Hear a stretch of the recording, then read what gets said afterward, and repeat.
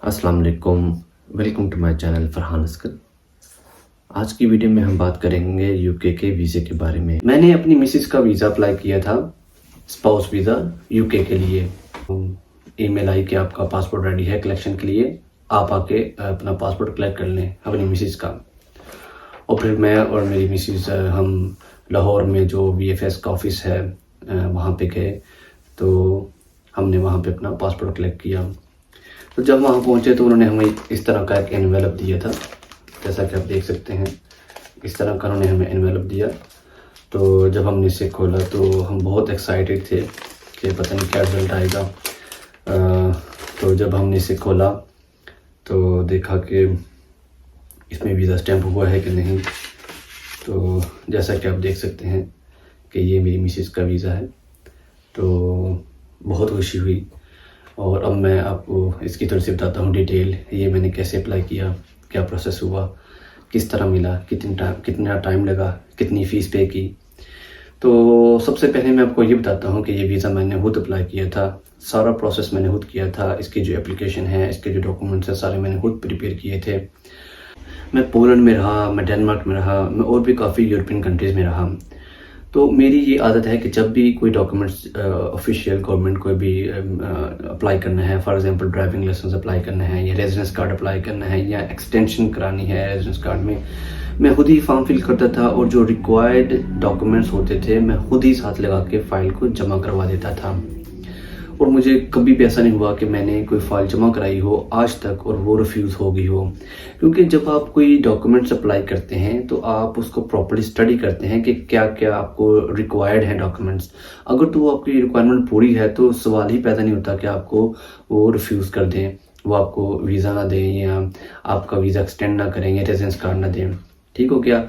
तो लेकिन जब मैं यूके पहुंचा तो मैंने देखा कि वहाँ पे हर दूसरा बंदा, मोस्टली हर कोई, अगर वीज़ा एक्सटेंड कराना है, रेजिडेंस कार्ड लेना है या कोई भी पासपोर्ट अप्लाई करना है, कोई भी लीगल मैटर है, कोई भी, तो वो जाते हैं वकील के पास और वकील को 500 पाउंड 1000 पाउंड देते हैं और रिलैक्स हो जाते हैं, टेंशन नहीं लेते।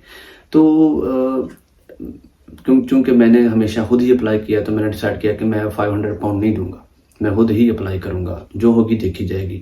जो रिक्वायर्ड डॉक्यूमेंट है वो हमारे पास मौजूद है, वो हम सबमिट करेंगे और हमें वीज़ा मिल जाएगा। वकील ने भी यही करना है। वकील ने कोई एक्स्ट्रा डॉक्यूमेंट नहीं लगाना। वकील ने कोई ये नहीं लिखना कि मैं लॉयर हूँ, मैं सोलिसिटर्स हूँ और मैं लिख रहा हूँ तो आप इसको वीज़ा दे दें। ऐसा कोई डॉक्यूमेंट्स लॉयर ने नहीं लगाना।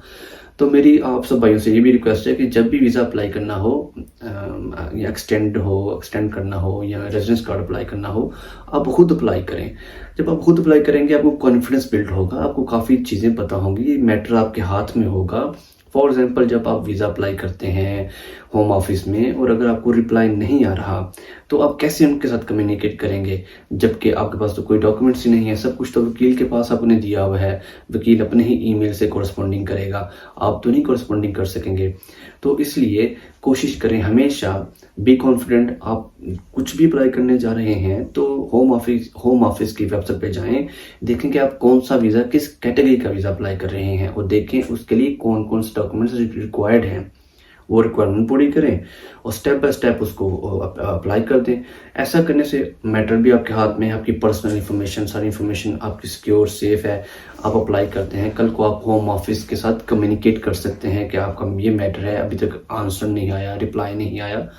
इसके फ़ायदे हैं और आपके पैसे ही बचेंगे। 500 पाउंड इट्स अमाउंट। तो मैंने जो मेन डॉक्यूमेंट्स लगाए, जो रिक्वायर्ड डॉक्यूमेंट थे, उनमें सबसे पहले था कि आप क्या काम करते हैं। क्योंकि मैं सेल्फ एम्प्लॉयड हूँ यूके में, तो मैंने सेल्फ एम्प्लॉयमेंट की जो रजिस्ट्रेशन होती है वो साथ लगाई।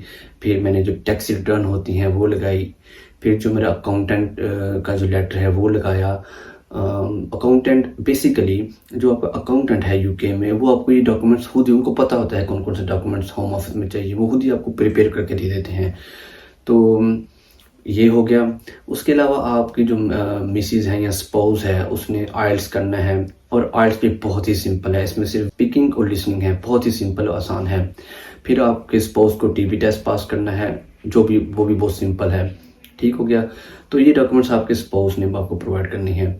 और इसके अलावा जो यूके में मौजूद आपका घर है, उसका आपने टेनेंसी एग्रीमेंट चाहिए, ठीक है।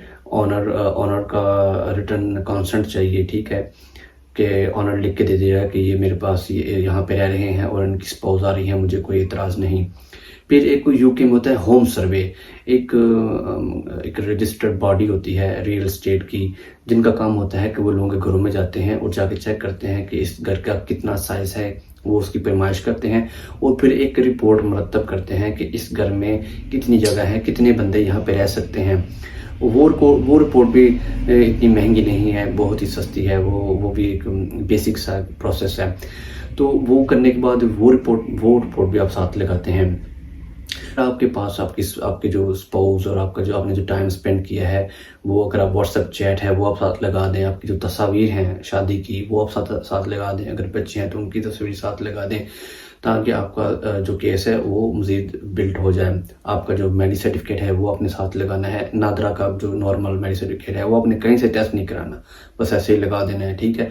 कोई आपने फॉरेन अफेयर पे टेस्ट नहीं कराना, कोई कहीं से टेस्ट नहीं कराना, वो सिंपली आपने उसको स्कैन करके भेज देना है, ठीक है। ये डॉक्यूमेंट्स हो गया। तो अगर आप मैरिड हैं तो ठीक है, अगर आप डिवोर्स हैं तो अपना डिवोर्स सर्टिफिकेट साथ लगाना है। तो ये सारे डॉक्यूमेंट्स आपने एक फ़ाइल की सूरत में रेडी कर लेने हैं। इसकी फ़ीस कितनी है?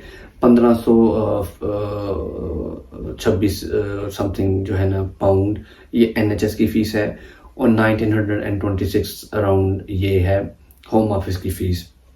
तो ये तकरीबन 3526 पाउंड बनते हैं, तकरीबन 3550 आप लगा लें, इतनी अमाउंट बनती है जो आपने पे करनी है, ठीक है।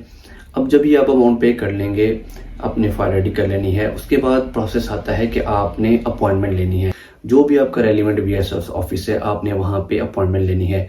तो जो ही आपको VFS में अपॉइंटमेंट मिल जाती है, उसके बाद है आपके जो फाइल आपने प्रिपेयर की है। अब जितनी भी फाइल थी, मैं यूके में था, मैंने वहाँ पे प्रिपेयर करके रखी हुई थी, वो मेरी मिसिस पाकिस्तान में थी।